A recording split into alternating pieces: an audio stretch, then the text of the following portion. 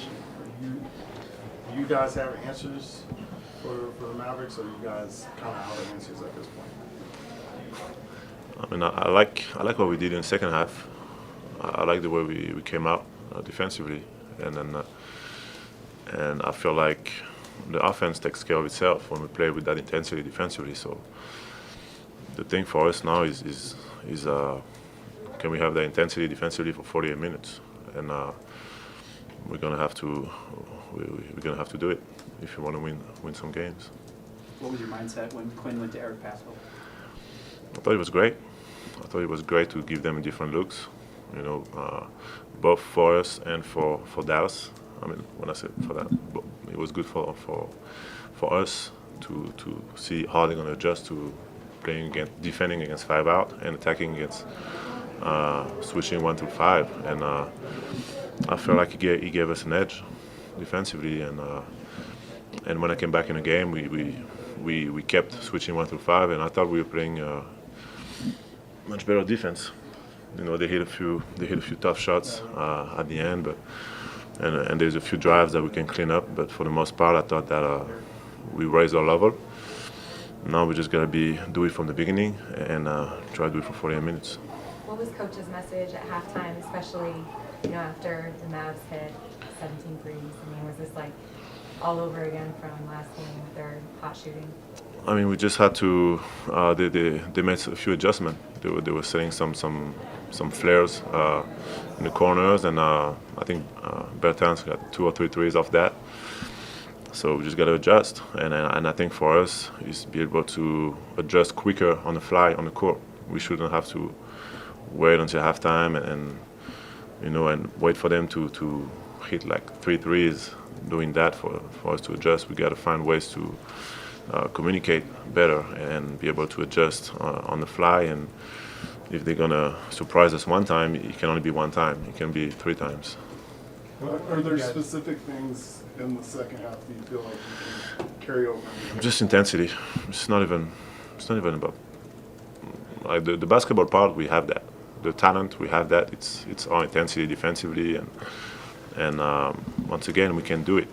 We can do it. We gotta find ways to do it over a longer period of time and do it relentlessly. And the offense, when we're able to get stops and run, and it's almost like we don't even think about what we're doing. We just play the right way, and the game takes care of itself. And I thought, I mean, we got to the line a lot.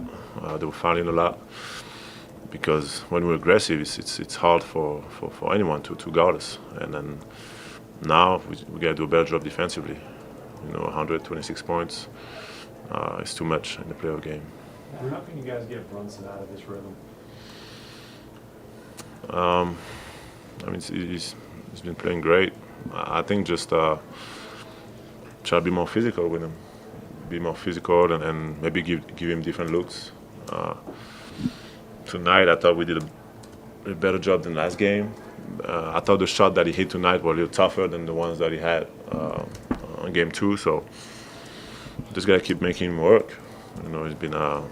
He's been playing really good. He's hitting a lot of tough shots too. But I think if we take away the easy ones, the tough ones are gonna become a little tougher. So our job is really, our mindset is really to, be better, be more consistent, and I think when you don't have those easy ones,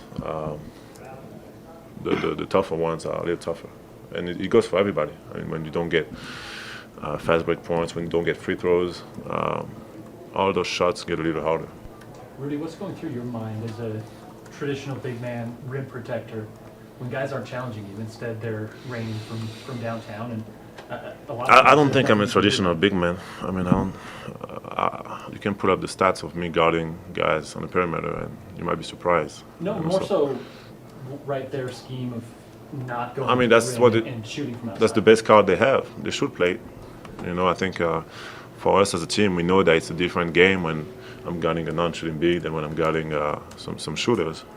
It's a different game for us as a team. So the question is now we have to all raise our level defensively and see Yeah, just they adapt, we adapt, and at the end of the day, it's no matter what the game plan is, we gotta raise our level and be able to do it 48 minutes. And I think tonight, I love the way we came out in the second half.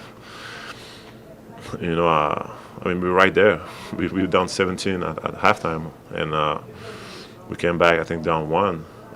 5 minutes left in the game. So, I think sometimes you don't have to overthink. You just gotta go out there, trust each other, just play with intensity, and see what happens. As you mentioned, you got it all the way back to within 1 point with a few minutes to go. What kind of went wrong in those last few minutes after that? I mean, there's a few things. They first of all, they hit a few tough shots. They were contested. There's a few, I feel like it could have went either way, to be honest. But it's the thing that I like is how we got back from 17 to 1, and it starts on the defensive end, and our intensity was up another level. And now for us, it's about being able to do that once again from the start of the game and stay consistent every minute on the floor. And we're gonna make mistakes, but we gotta communicate and then get to the next play and just keep playing hard 40 minutes. Mike, how do you guys figure out how to improve the point of attack defense, kind of, and keep it more consistent for all 48 minutes?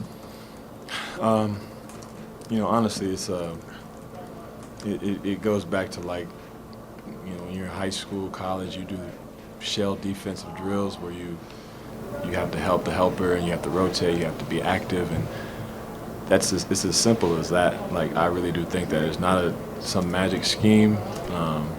They've got guys that make plays, they got guys that get in the paint, but I'm looking at film and I'm seeing them driving, one-on-one with a wide open area, and we have to be able to, the other 4 guys be connected enough to communicate where the clearest guy to help is, and that guy shift over and don't let him drive middle, don't let him drive to the net. Like, there should be layers of defense, not one-on-one, and then let Rudy take care of it, and we start rotating. So, like, we might have to just, take a look at that and say, hey, each guy has to be better on the ball, but if we're gonna get beat, they should be seeing bodies, because there's times when we get the ball and you go to ISO and you got 2 and 3 people there, waiting on you, and there's nowhere to go. So that's something that we can do as players to improve that. The obvious question is, you guys have been together 3 years, had 2 days off of practice. Why is this still, I guess, a problem? It's tough because you want to keep your bigs on the floor. You want to keep Rudy on the floor. You want to keep our who we are as we built this team around our bigs and pick and roll. And when teams try to take that away by spacing us out and driving and kicking, it becomes a cat and mouse game. Do we want to go small? Do we want to change it up? Like, it's tough because we've played, like you said, 3 years of one way. So tonight we did make an adjustment there in the third quarter, and I thought that it really sparked us a little bit, and it might be something that we look at doing going forward. Is it easier to guard on ball with that small ball lineup? I'm not saying it's easier.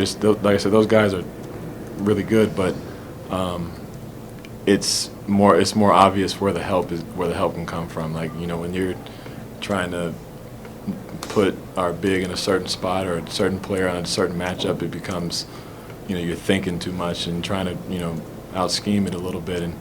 And like I said, when you got, 5 guys out there switching, and now if you get beat, you have to rotate and help. There's no, big guy there to help you, and it becomes, a help-to-helper type game.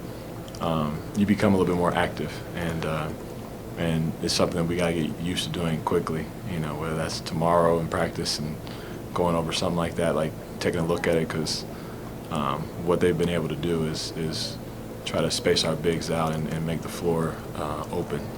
Speaking of, something that you have to do quickly, what's the urgency for you guys in Game 4? It's obvious, that's a game we gotta have. I think that, we're a very confident team still. We think, I've been in other series where I've started, we've been 0-2, losing the first 2 games at home and then won the last 4. We've been in series where we were up 3-1 and lost the series. Like, it's no way in shape or form over. Like, it's not close to where are we thinking about that. And we got to take care of the next game, and we understand that, and it's an important one. And we've won in Dallas, and we know we can go in there and do it. So the next game is the most important. Both you and Don mentioned having Rudy behind you and knowing he's behind you.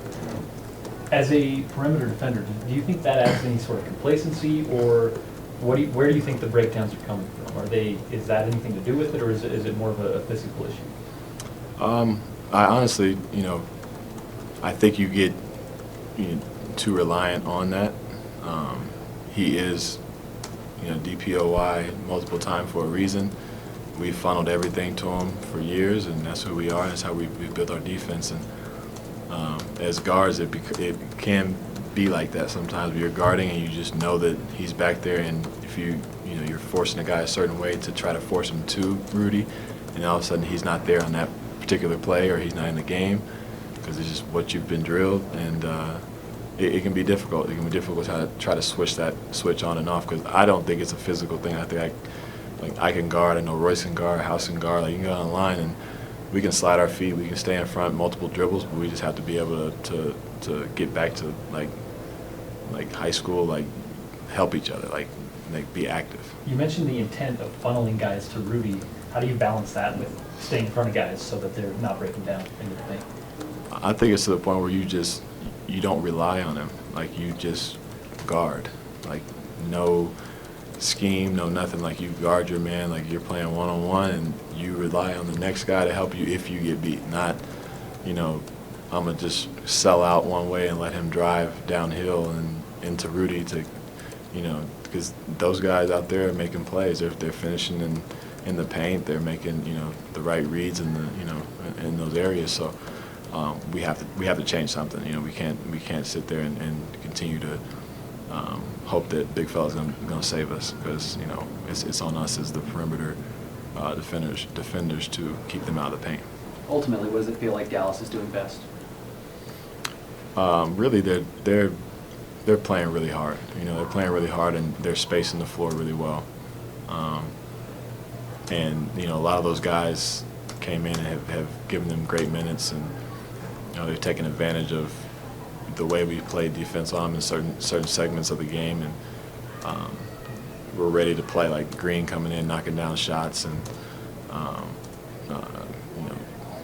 down the line, Kleber just was phenomenal early and even late. But those guys knew their assignment. They knew that our big's going to guard them. They're going to be ready to shoot certain shots, and they knocked them down, and that kind of got them going early and got them in a rhythm. And obviously Brunson and Dinwiddie being able to handle the ball and make plays for him throughout the game has opened it up for him as well. So something that we can obviously we have a lot of room to improve. Whether it was dictated at times by foul trouble, but certainly in the second half we felt like playing Eric would give us an opportunity to open up the floor. And I think offensively we had a really good burst at that point where we were able to get to the rim. And then the beginning of the game, Kleber and Green, maybe one of Green's was uncontested, but I thought those threes were a blow to us, and I thought we did a good job, frankly, of kind of recovering and hanging in there and grinding to the point where when we did get into the third quarter, we were able to, to really cut into the lead and compete. So I was happy with that. As far as some of the other substitutions, when they started hitting Donovan, we put more shooting in. Obviously Eric had played 8 or 9 straight minutes and gave him a blow with Rudy, and then went back again with Eric. So you're just trying to find combinations that are going to complement one another. And, in the end, we still got to, be able to contain the ball. When the ball gets in the paint, that creates problems for us because, coming over to help, and obviously they're kicking it out. And I thought we did a better job of that as well. In the second half, you guys made you guys held them to 5 3-pointers. They made 13 Right. in the first half. What did you see in terms of adjustments from your team that Yeah, would well, contain them a little more on the perimeter? yeah. I mean, we basically tried to put more of an onus on just switching everything and trying to pack the paint and keep the ball out of the paint. And I think to your point, that did limit the threes. And then it's at some point then they get the rim. But I thought that was a significant thing for us. And we did that when we were just switching 1 through 5. In pick and roll, but eventually, they go away from pick and roll, and you just face straight isolation as well. And then we just got to shift and try to contain the ball. And if we do have a situation where a guy needs to help, try to rotate to a shooter if that's the case. What can you do in game 4 to improve on the point of attack defense? And what are some of the schematic things that you guys can do? Yeah. At the ball and first and second pass. Defensively, you're talking about? Yeah. Yeah, I mean, I think some of it is we have to not, if we're going to get beat, we have to not get beat middle where the ball's going back, because it's it's virtually impossible to help and get in any kind of a rotation if the ball's coming back to the middle of the floor, because we're helping from the strong side. So, obviously it'd be great to be able to contain everything. That's not going to be the case. So if we can keep the ball from from getting middle or having a direct line drive, that's helpful. And there's a few other things that we can look at that we've considered and thought about, and we'll look to do to adjust to help us cover it better. But again, I thought the fact that you mentioned it, that we gave up less threes in the second half was good. I mean, again, some of the threes in the first half were not open looks the way they were the other night. They were quick catch and shoots over contested hand, and but that said, if they get them off, they have a chance to go in, and if we can limit the number of them, that's something that we want to try to do. Why is Brunson giving you guys so many problems? I think he's unique in his physical strength and his ability to kind of keep his dribble alive in the lane, where he really uses his body, and he's able to play with his feet on the floor. So if you do come over and try to help, he has the ability to find people and spray the ball out. He's a good player. What did they do to limit your guys' advantage on the rebounds that you've had in the first 2 games? Well, part of it was, we didn't play both our bigs for the amount of time. That's when, Hassan did a good job when he was in there. We happened to go small at that point to try to, shift the momentum of the game, which happened. But that's going to be the case if the floor is spaced and we're driving and we're attacking the rim. You're not going to have as many opportunities to offensive rebound. After you cut it from 17 to 1 and then had a couple of looks at either tying it or taking the lead, Yeah. What did you see kind of in the minutes after that where they started to surge back ahead? What were kind of the areas there?